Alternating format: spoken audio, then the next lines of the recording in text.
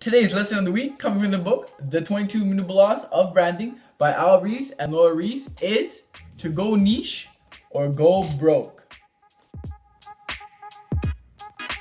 What do companies like Starbucks, Subway, Nokia, Toys R Us, and Domino's Pizza all have in common?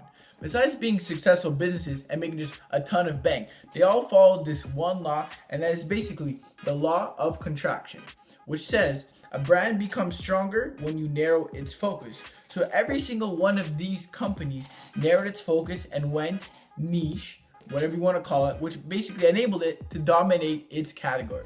So a good first example would be Starbucks. Before Starbucks was a huge success, there were a lot of just general coffee shops out there that carry stuff like breakfast sandwiches, coffee, pancakes, ice cream, dessert, a bunch of stuff. So then Howard Schultz, co-founder and CEO, came and said, okay, let's just specialize on coffee. And this led him to having, I think it's in the book, was 8.7 billion on the stock market, and I'm sure it's a lot higher by that than by now. But what he basically did was he narrowed the focus from just general coffee shops all the way to just focusing on just coffee, went niche, dominated his category, became a successful business. Another example would be Subway. Before Subway, there's a lot of just general deli places and general stores that had everything like soups, sandwiches, meats, a bunch of just general stuff. And then Subway came in, okay, instead of just being a general place to get all that stuff, they focused on one sandwich and one sandwich only. And that was basically submarine sandwiches, hence the name Subway.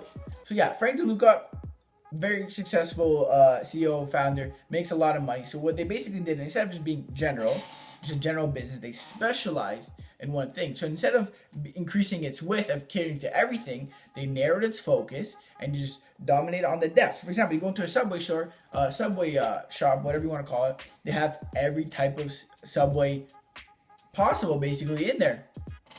So instead of increasing its width, decreased its depth, dominated its category, went niche, became another successful business.